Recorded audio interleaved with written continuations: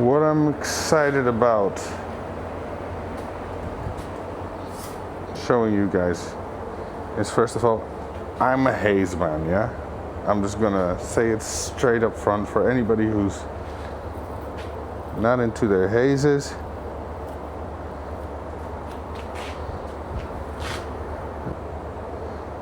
If you're not into hazes, if you're not into sativas, you ain't gonna like this. But anybody who's into sativas, if you just imagine this plant in formidable health, you know what this is gonna do. It's just gonna be stack, stack, stack, stack, stack, stack, stack, stack. A lot. This little mama, that's just absolute terp heaven. They all are, but this is absolute, for me, terp heaven.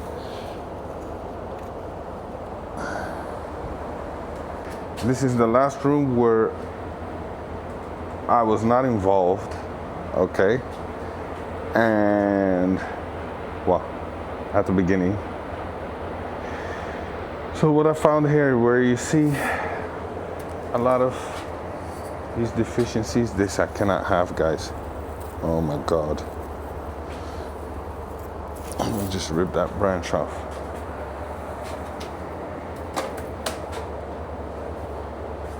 All of these deficiencies,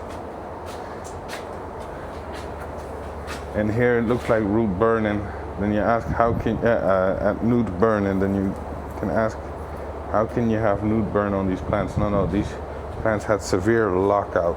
Okay, this is that sangria.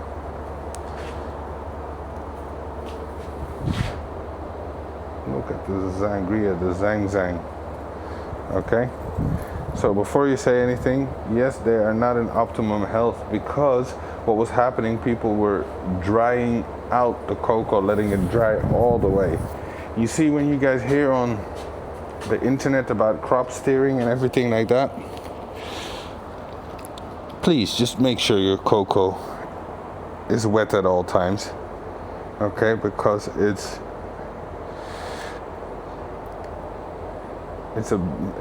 a line. If you're doing it the way that most people are growing, and like these people were growing in cocoa, what you want to do is you want to make sure you treat your cocoa like it's hydroponic, because it is hydroponic and hydrophobic. So what happens is, when you let the cocoa dry out too much, you're going to get giant EC spikes, because you're going to have lockouts on almost every element. Your plant cannot eat. And then, even though you think, but when I feed it, I make it really wet and I make it have its food, 90% of the time, you're just killing it. So we're resuscitating it now by giving it more and more feeds, plus a flush per week. And they're getting better, but this is not something you really want to be doing in week 4. Also, the use of the canopy. Don't flip until you basically have bud.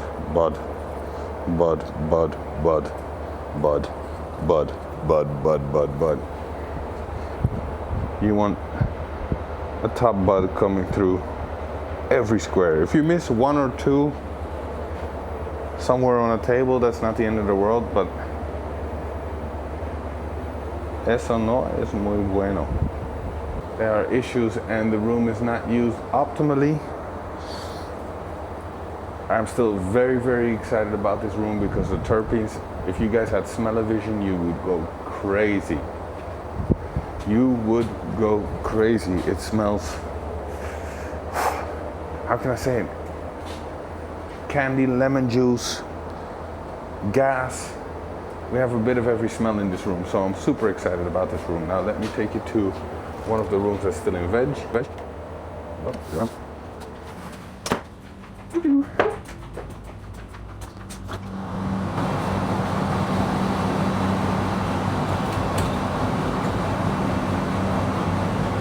Now this room, I'm really sad that I did not give you guys a before and after.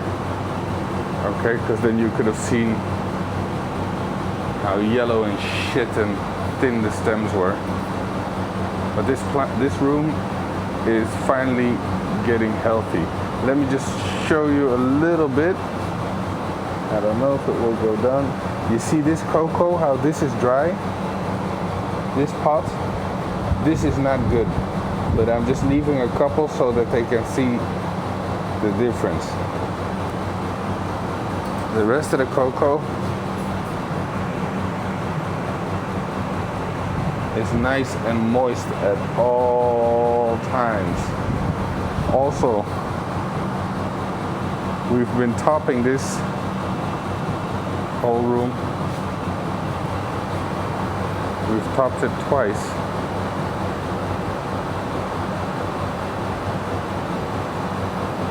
To get a very, very uniform canopy all through the room.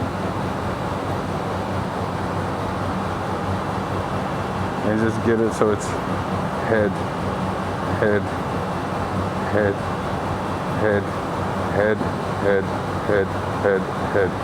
I want 8 to 16 heads on every single plant.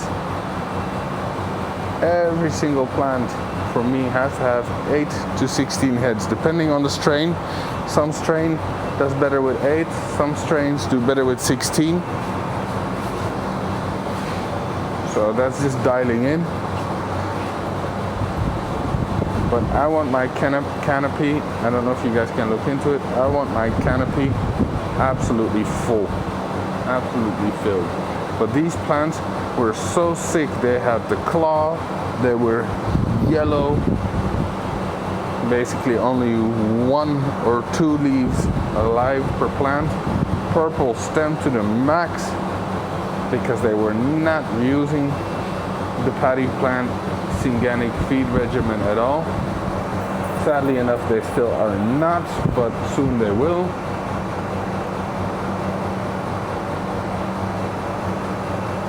But you can still see some of the damage here. This one's taking a bit longer to recuperate.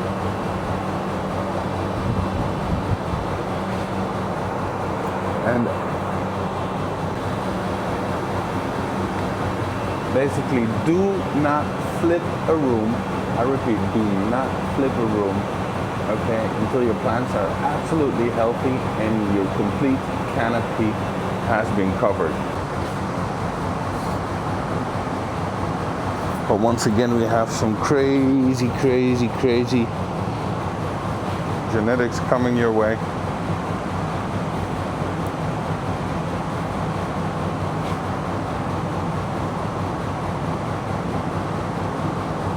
This is all coming to your amazing taste buds. And I actually can't wait to flip this room.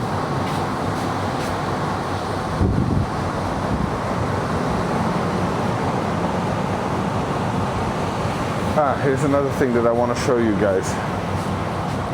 Okay. You see these stems? I have a rule normally, but because we're still working in this cocoa, oh look, we're finally getting some roots. These plants didn't even have roots. But now they're starting to get some hairy, nice white roots. For me, a stem, before I flip it into flower, normally has to be the thickness of my thumb. This has been my rule for the last God knows how many donkey years,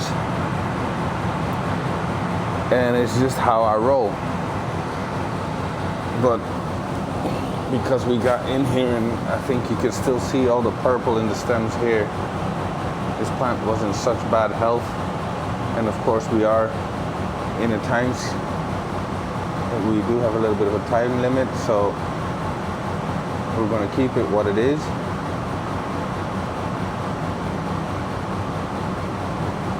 But normally I would fix all these issues long before we flip. and I need to have thumb thickness. You see, even the way they lollipopped it.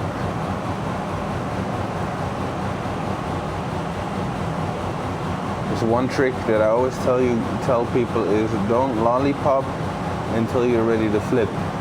And the reason why is very simple, so that you have options. Okay, you want options in the grow.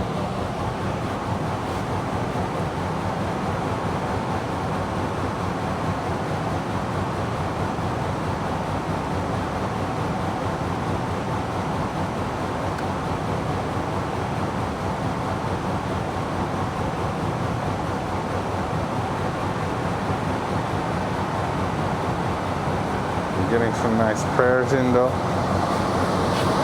They're praying nicely, so I'm happy about that. Then, oh, yeah. This table.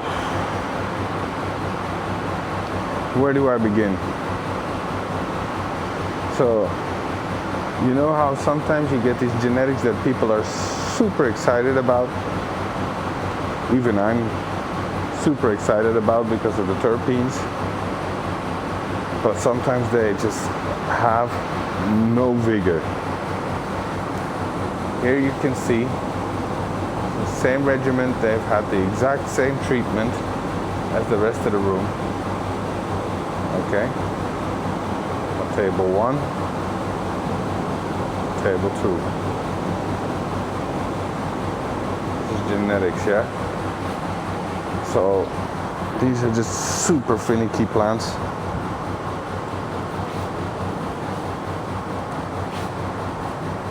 I think it's the skittle in them, because they're all skittle crosses.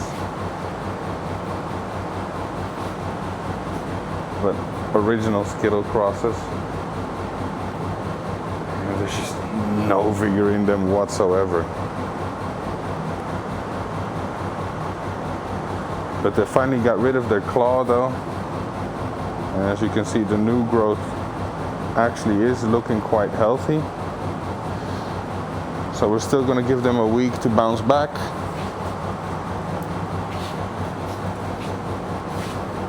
As we're still building the new dry room as well, because this facility had no dry room. So they were losing crop after, basically they were losing a room a month because they were drying in the room. This is the last time we were going to do that, of course. But I just wanted to show you guys something about what I mean when I speak about vigor. Yeah. Table 1. Same nutrition, same everything. Looking nice and healthy and lush. And then see, this is their height, and then there's nothing here, all the way down.